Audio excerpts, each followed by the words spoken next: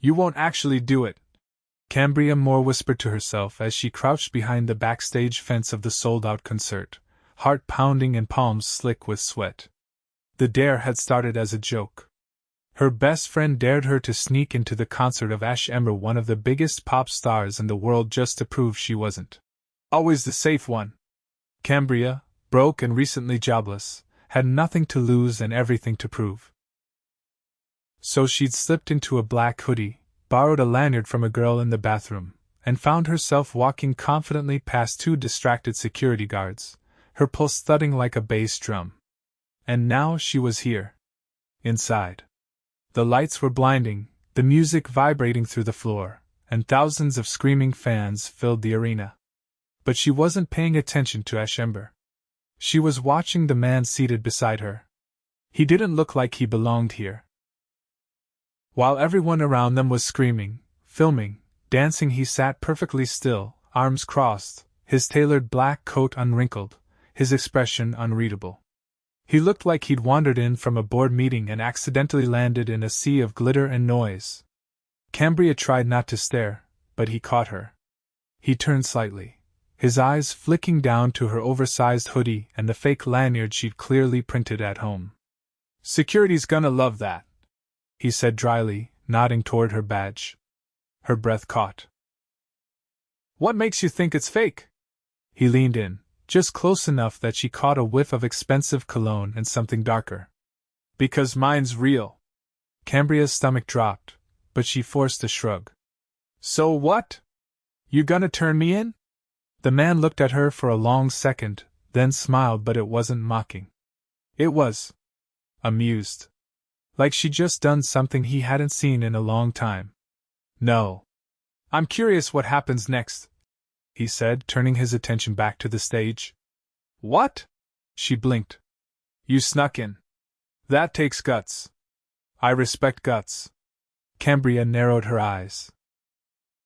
"You're either really bored or really rich." He chuckled. "Why not both?" The lights dimmed. Ash Ember appeared on stage, and the crowd lost its mind. Cambria tried to focus, but the man beside her was making that impossible. He didn't sing along, didn't reach for his phone. He just watched her. "Okay, seriously," she muttered, leaning toward him. "Why are you even here if you hate this?" "I don't hate it," he replied. "I invested in the tour. Just checking on my investment." She blinked. "You what?" He looked amused again. "You're not from LA, are you?" "Nope. Just a girl from a town so small the cows outnumber people. And yet here you are. Sitting next to me." Cambria snorted. "Trust me, this isn't fate. It was a dare. My friend said I'd never actually go through with sneaking in. And now? No," she said, glancing around. "I'm realizing I don't even care about the concert. I just wanted to feel something wild for once." He paused. "Did it work?" She looked at him. Really looked. Strong jaw, dark brown hair, eyes like storm clouds. He was older than her by at least 10 years, maybe 12. But not in a bad way. In a dangerously handsome, too rich to care kind of way. "Yeah," she said quietly. "It did." The song changed. One of Ash Ember's ballads started playing, and the lights went soft. Cambria felt the buzz of the moment, the way time seemed to slow. The billionaire stranger beside her turned his gaze back to the stage, then down to her again. "I'm Atlas Anderson," he said suddenly. Cambria blinked. "That's a lot of A's." He actually laughed at that. "And you are?" "Cambria Moore." He said her name once under his breath, like he was testing how it felt in his mouth. Cambria. Her heart hiccuped. The next hour passed in a blur. They watched the show, but more than that, they watched each other. Atlas asked where she was from, what she did, why she took the dare. She answered honestly, because somehow, with him, it didn't feel stupid to admit she'd lost her job last week and had no plan. She didn't even feel embarrassed when she mentioned she'd been crashing at her aunt's place since she couldn't afford rent anymore. He didn't pity her. He was just interested. When the lights came up and the concert ended, she expected him to stand up and disappear. Instead, he stood and held out his hand. Come with me. Cambria blinked. Where? You've got nothing to lose, right? She looked at his hand. Her heart thundered. He wasn't just some random guy. He was someone powerful, important, rich. And still, he was talking to her like she mattered. Okay, she said, slipping her hand into his. He led her through a side exit, past a guard who nodded at him like he was royalty. Outside, a sleek black car waited. A driver opened the door without a word. She climbed in.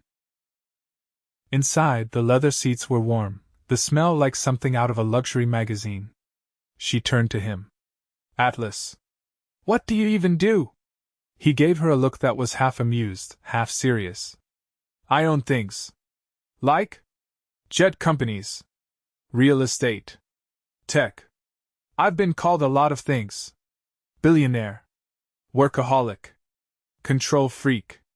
And what do you think you are? She asked. He looked at her, and something shifted in his expression. Tired. Cambria didn't know what to say to that. The car pulled up in front of a rooftop restaurant with glowing lanterns and a view of the city that stole her breath. She stared through the tinted glass. Atlas. This place is perfect, he said. I thought you might like steak. She turned to him slowly. You planned this? I told you. I'm never bored. And you? Cambria Moore, girl with guts and a fake lanyard. You're the most interesting part of my night. A waiter greeted them by name, his, not hers, and led them to a private table on the terrace. The city sparkled around them. Cambria sat, stunned, while Atlas ordered a bottle of something she couldn't pronounce and a steak that probably cost more than her old rent. Why me? She asked finally, when the waiter left. He leaned forward. Because you didn't care who I was. You challenged me. And maybe I needed that. Her chest tightened. She didn't know where this was going. But as the night stretched on, and the stars came out above the city, she knew one thing for sure. She wasn't going to forget this man. And for the first time in a long time, she didn't feel lost. She felt seen. What exactly do you do when you're not crashing concerts, Cambria? She glanced up from the linen-draped table, startled by the question. The soft lighting above them made everything feel a little surreal, like this wasn't real life, but some strange, glittering dream she hadn't woken up from yet. I used to handle event logistics, she said, folding her hands in her lap. Mostly regional stuff. Fundraisers, local music festivals, charity galas. Atlas raised an eyebrow. And you left that? More like it left me. She muttered, then caught herself. Sorry. That came out more bitter than I meant. Don't apologize, he said, resting his elbows on the edge of the table. I've fired more people than I can count. I know what it does. Her eyes searched his face. Then you know how it feels when you start wondering if all you are is your resume. His expression changed, not soft exactly, but thoughtful. You're not. The waiter appeared with their food before she could respond. Her plate was a work of art, seared fillet with delicate garnishes and sides arranged like someone had sculpted them. It smelled incredible, but her appetite had taken a back seat to the weight of his words. She picked up her fork, then paused. You seem like the type who doesn't waste time. So why are we here? Atlas sliced into his steak with practiced ease. You're not afraid of what I think of you. That's not exactly a reason to wine and dine someone. No, he said, chewing thoughtfully. But it's rare. She toyed with the edge of her napkin. So what happens after dinner? You disappear into a helicopter and I never see you again? He set his utensils down and leaned back. Would that disappoint you?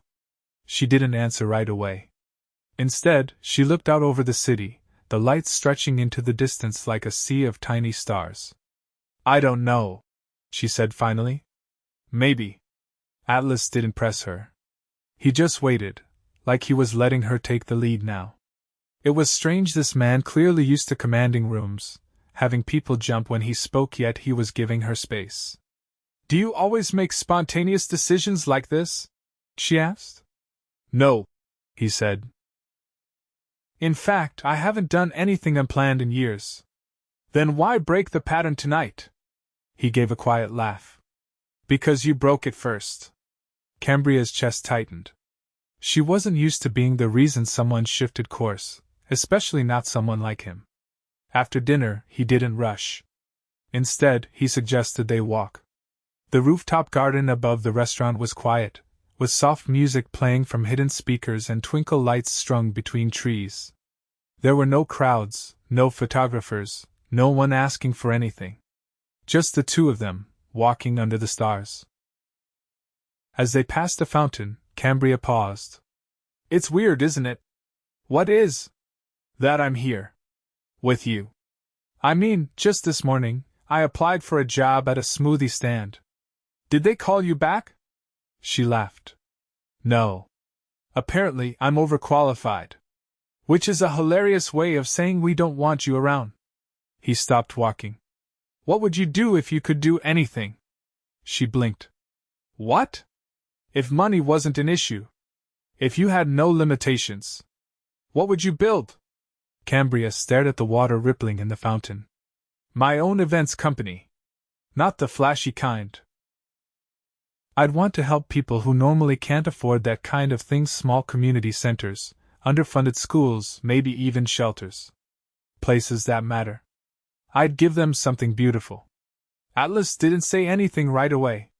When she looked up, he was watching her like he was seeing something unfold. "You've thought about this before," he said. She hesitated. "I used to sketch out plans between shifts. But then bills happened. Reality has a way of flattening dreams." He didn't argue. Instead, he pulled out his phone, tapped something, and then slid it back into his coat. "What was that?" she asked warily. "Just a reminder," he said. "For tomorrow." They walked again, slower now. A breeze rustled the trees, and Cambria felt the weight of the night settle in her chest. It was too much, and not enough all at once. "Atlas, what do people see when they look at you?" she asked suddenly. He tilted his head. "Depends who's looking. If it were me?" He studied her. "Someone who's built too many walls and can't remember why." She didn't expect that. Her throat tightened, but she forced herself to hold his gaze. "Then why let me in?" "Because you didn't ask to be let in," he said. "You just walked past the guards." That made her laugh, which broke the heaviness between them. He smiled, not the polite kind, but something closer to warmth. When they returned to the car, she hesitated before getting in. Her fingers curled around the door handle. "I should probably head back," she said, voice quiet. "My aunt's going to think I joined a cult or something." Atlas didn't try to convince her otherwise. Instead, he opened the door for her.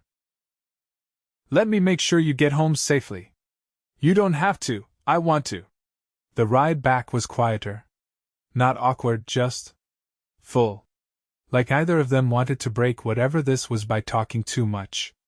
When they reached the curb outside her aunt's small apartment complex, she turned to him. "Thank you," she said. "For not calling security. And for tonight." Atlas reached into the inside pocket of his coat and pulled out a small envelope. Without a word, he handed it to her. "What is this?" she asked, brow furrowing. "Open it after you go inside," he said. "Not before." She looked at the envelope, then at him. "Why?" "Because if you open it now, you'll talk yourself out of whatever's written inside." Cambria's heart thudded. She stepped out of the car. Atlas didn't drive away immediately. He waited until she closed the building door behind her. Only then did he disappear into the night. Inside, she sat on the edge of the old couch, fingers trembling as she opened the envelope. There was a single card inside. No logo. No signature. Just one sentence, printed in clean, dark ink. "If you're ready to stop surviving and start building, meet me at the address on the back." Noon. She turned it over. The address wasn't for a restaurant or office. It was a private airfield. Cambria stood at the edge of the private airfield, shielding her eyes from the glare of the midday sun. The heat shimmered off the tarmac, and a sleek black jet sat gleaming in the distance, engines quiet but waiting. She clutched the card in her hand, the ink slightly smudged from her grip. She had almost turned around twice on the drive over. Her aunt had raised an eyebrow when she left in a borrowed blazer and her best pair of jeans, but only said, "Don't come back with a tattoo or a criminal record." Now, standing here, Cambria wasn't sure if she was about to be offered an opportunity or escorted off the property for trespassing again. But when a man in a charcoal gray polo approached and asked her name, she barely managed to answer before he nodded and gestured toward the plane. "He's expecting you." The inside of the jet was breathtaking cream leather seats, gold accents, and a small bar built into the side panel. She didn't even get a chance to sit before Atlas stepped out from the back cabin, adjusting the cuffs of a navy shirt that looked like it had been tailored that morning. "You came," he said without preamble. "You invited me," she replied, gripping the back of one of the seats. "I wasn't sure you'd actually show." Cambria tilted her head. "You told me not to open the card until I got inside. It felt like a challenge." He nodded once, then gestured for her to sit. As she lowered into the seat, he took the one directly across from her, his expression unreadable. "I'm flying to San Francisco for the afternoon," he said. "I have a meeting with a group of investors, and I want you there." Her eyebrows shot up. "I'm not dressed to be in a room with investors. I'm not bringing you to impress them." He leaned back. "I want you to watch. Listen. See what the game looks like from a different seat. You think I can just walk into that world? I think you already did. You just don't realize it yet." She looked down at her hands, then back at him. "What's the catch?" "No catch. No contracts. Just exposure. You said you wanted to build something.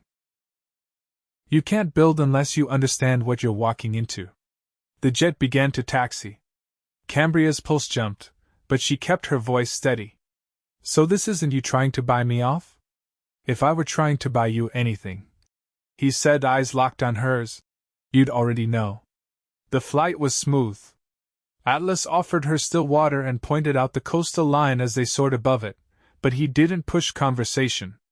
Instead, he handed her a slim portfolio and gave her time to read. Inside were notes, financial breakdowns, projected outcomes, infrastructure plans. It wasn't flashy or overly complicated, but it was real. The kind of thing she'd never seen outside of news articles or investor blogs. She read in silence until they landed. The meeting was held in a glass-walled office high above the city, with views that made her stomach tilt. Atlas introduced her simply. "This is Cambria. She's observing today." No one questioned him. She sat beside him, listening as the room filled with sharp dialogue and confident voices. Atlas was different here, precise, commanding, but never loud. He asked questions others missed, and shut down bad ideas with a single look.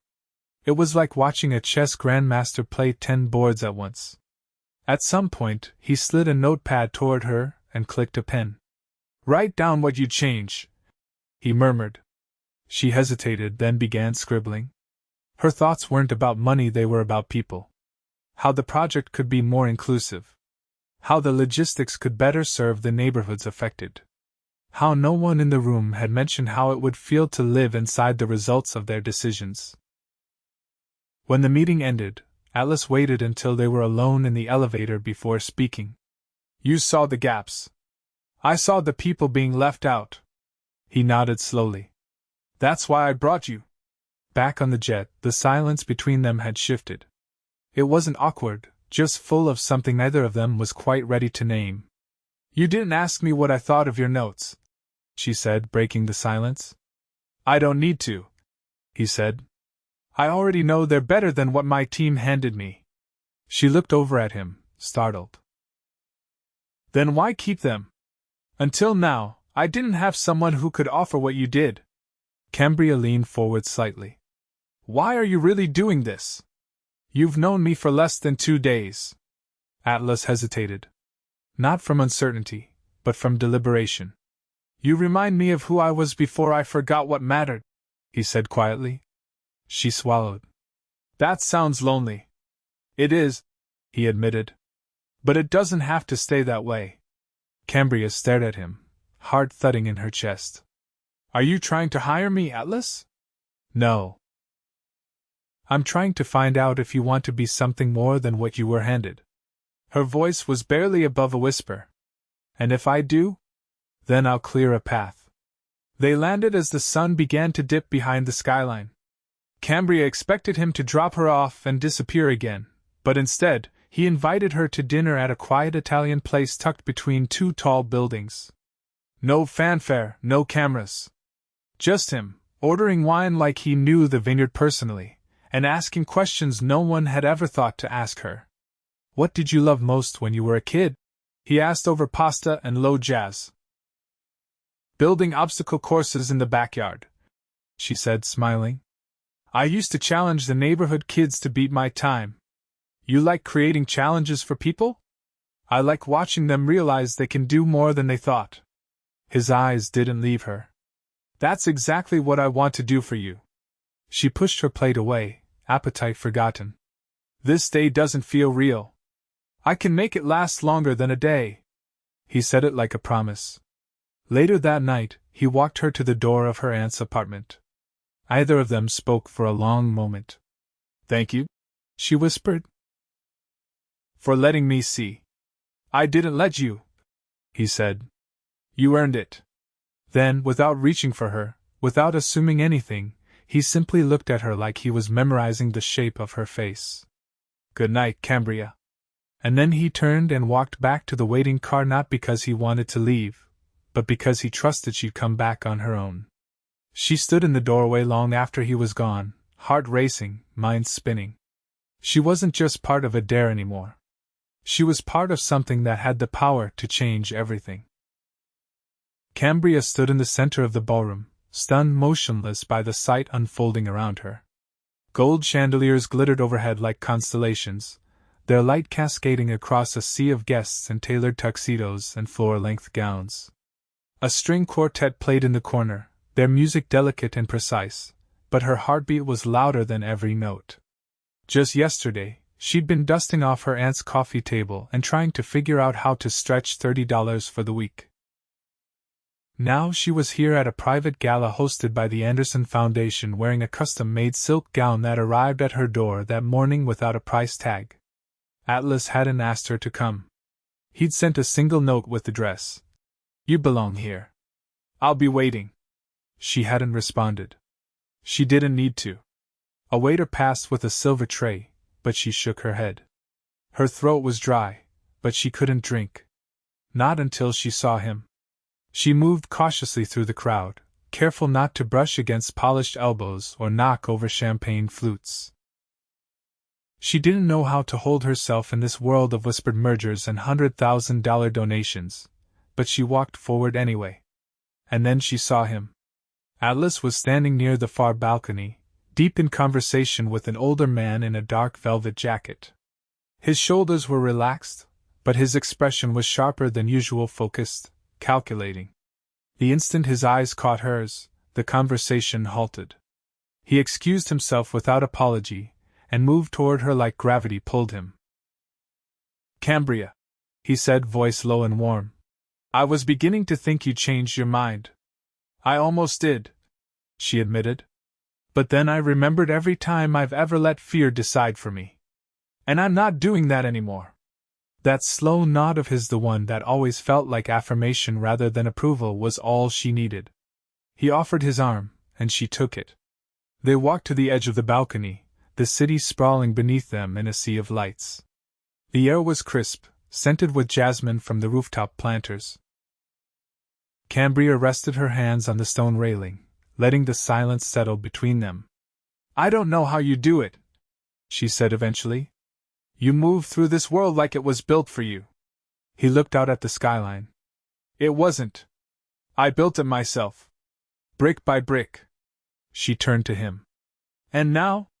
Now I'm trying to remember why I built it in the first place. Cambria looked at him, something shifting in her chest. Do you regret it? Atlas didn't answer right away. Success is loud. But fulfillment? That's quiet. And easy to miss. She exhaled slowly. Then maybe you just need someone to remind you to listen for it. His gaze dropped to hers. That's exactly what you've done. A burst of laughter from inside the ballroom interrupted them. Cambria glanced back through the archway where guests were clinking glasses and trading compliments like currency. How do you know they're not just here for the money? She asked. I don't, he said. But I know you're not. She hesitated. Atlas. I'm not sure where this is going. Or what any of this means. You. And I'm still trying to figure out who I'm allowed to be. He stepped in closer, his voice soft but unshakable. You're allowed to be exactly who you are. And I'm not interested in anyone else. Her breath caught. I don't want to be the reason you lose yourself. She whispered. You're not, he said. You're the reason I found something real again. She looked up at him, heart thudding. I don't need a rooftop or a jet, Atlas. I know, he said. That's why I want to give them to you. He reached into his coat and pulled out a small, folded document. No velvet box. No diamonds. Just paper. Cambria stared. What is this? A business license, he said. Filed this morning. The first investment is already secured. The name? More Impact Events. Her hands trembled as she opened it. You're giving this to me? No, he said. I'm giving it to us. I want to build it with you. She couldn't speak. Her throat tightened, and when she finally looked up at him, her eyes were wet. I don't want to be another one of your projects. You're not a project, Cambria, he said. You're the partner I didn't know I needed. You're serious. I've never been more. She laughed through the tears, and then he leaned in and kissed her. Not hard. Not rushed. Just enough that she felt the promise in it. Inside, the music changed a sweeping, orchestral waltz that floated out into the night air. Atlas reached for her hand again, this time not as an invitation, but as something certain. Dance with me, he said. She didn't hesitate. They stepped back into the ballroom, and as the crowd parted, Cambria let him lead her into the center of the floor. The quartet swelled, and time slowed. Around them the world blurred, but she felt every movement, every turn, every breath, every heartbeat. She wasn't a dare anymore. She wasn't a mistake. She was exactly where she was meant to be. As the final note lingered in the air, Atlas pulled her gently to his chest and whispered against her ear. I fell for you the second you leaned over and told me I was bored. She pulled back just far enough to meet his eyes. And I fell for you the second you didn't turn me in. He smiled. Not the practiced kind. The real kind. And then, without ceremony, he said the words that made everything fall into place. Stay. With me. For real. Build a life with me. She didn't hesitate. Yes. The applause around them was distant, but the look they shared was anything but. Cambria Moore, the girl who once thought she had nothing to offer, was now dancing in the arms of the man who saw her as everything. And for the first time, she didn't feel like she'd snuck into someone else's story. She was living her own. With him. Cambria adjusted the lapel of her blazer as the elevator ascended, her reflection in the mirrored walls betraying just how far she'd come in 2 months. The woman staring back at her wasn't the one who'd once printed a fake lanyard to sneak into a concert. She was sharper now, still grounded, still her, but with a fire in her eyes that had finally found direction. The doors glided open to reveal an open concept loft, flooded with late morning sun. The space had once been Atlas's private office, but now it was the beating heart of More Impact Events. Desks lined the walls, and the center of the room housed long communal tables with sketches, fabric swatches, and architectural renderings scattered across them. It was chaos, but it was their chaos. Atlas stood at the far end of the room, sleeves rolled up, speaking with a city planner over a blueprint. He glanced over Cambria's shoulder and subtly nodded. She turned to see a silver-haired woman in a red pantsuit entering behind her. "Margot?" Cambria asked. The woman nodded. "You called for a consultant. I'm guessing you're the one who dared to schedule a community gala in under 3 weeks?" Cambria grinned. "That would be me." Margot's eyes crinkled. "Well, let's see if you're as fearless as the rumors say." As they moved toward the meeting room, Atlas approached, brushing his fingers briefly against Cambria's as he passed. "I moved our reservation to 8. You'll want time to breathe after this one." She arched a brow. "You think I'll need a break? I think you'll conquer the meeting, then pretend you didn't, then downplay it until I pull it up in the press." "Sounds like me." He leaned in, voice low. "I love that about you." The meeting was intense. Margot didn't hold back critiques, but Cambria held her ground. She outlined their plan to host a multi-neighborhood event, complete with mobile stages, food trucks sourced from local vendors, and an employment fair with on-site interviews. Everything was designed to celebrate and uplift the communities that so often got left behind. When the meeting ended, Margot paused at the door. "You're not what I expected." "Good," Cambria replied. "Neither is this company." After the room cleared, Atlas stepped in and closed the door behind him. He ran a hand through his hair, something he only did when his restraint cracked a little. "She just called me to say she's in," he said. "And she never joins anything." Cambria blinked. "That's huge." "It is," he said. "But it's not the biggest thing I want to talk about." He took a breath, then reached into his pocket and pulled out a small velvet box. Cambria froze. "I've been carrying this around for a week," he said, "waiting for the right moment. Then I realized something. Every moment with you feels like the right one." He opened it. A ring, elegant and simple, with a diamond that caught the light without trying to outshine her. "I don't care if we're on a rooftop or in a parking lot. I don't care if you're wearing silk or your aunt's borrowed hoodie. I love you. I love your courage. I love your fire. I love the way you see people that everyone else overlooks." She stared at him, eyes wide. "I'm not asking you to join my life," he said. "I'm asking to build a new one with you. From the ground up. Will you marry me?" Cambria's breath caught. Her heart had been broken before, not by someone, but by doubt. She'd spent years trying to be enough in a world that kept changing the rules. But here, in this space she helped create, with the man who never once asked her to change, she realized she'd already started building the life she wanted. She didn't hesitate. "Yes," she whispered. "Yes, Atlas. 1,000 times yes." He slid the ring onto her finger, and when their lips met, the kiss was soft and steady, like the beginning of something built to last. The wedding was held 6 weeks later in the garden of the first community center Cambria's company had helped renovate. There were no crystal chandeliers, no forced formalities. Just lanterns strung between trees, music from a local jazz band, and rows of folding chairs filled with people who had helped make it happen. Cambria wore a gown designed by a local seamstress, hand-stitched with threads of gold. Atlas kept his tux simple, but his eyes never left her, not for a moment. As she walked down the aisle, arm in arm with her aunt, the entire garden fell quiet. Atlas swallowed hard, his jaw tight, his eyes glassy. "You look like everything I never let myself want," he whispered when she reached him. "And you look like the future," she replied. The ceremony was short and heartfelt. No overblown speeches. Just vows spoken with conviction, promises made without performance. "I vow to never let you forget what you're capable of," he said. "And I vow to remind you that you're more than what you've built," she replied. When the officiant declared them husband and wife, Cambria felt something settle inside her, a peace she'd never known. Not because she'd been completed, but because she'd been seen. Loved. Chosen. Months passed.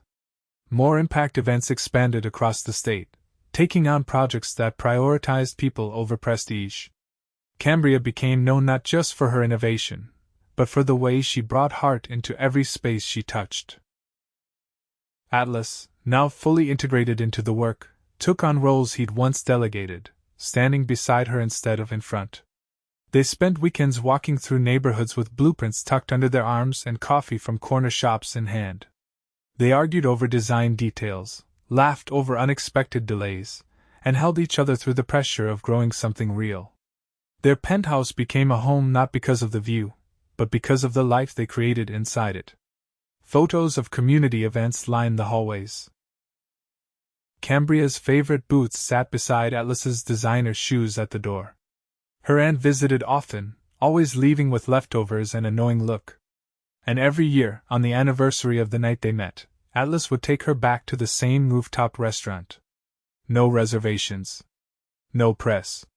Just the two of them, a bottle of wine, and a view that now meant something entirely different. One night, as they stood on the balcony with the city lights stretched before them, Cambria leaned into him and whispered, "You know, I never told you what I was thinking the moment I saw you at that concert." He smiled. "What?" "I thought he looks like someone who's lost everything but doesn't know it yet." Atlas turned to her, brushing her hair away from her face. "And now?" "No," she said. "You look like someone who finally found home." He kissed her, slow and certain. And under the stars, in the city where their story had begun, their forever unfolded steady, unstoppable, and deeply, unforgettably theirs.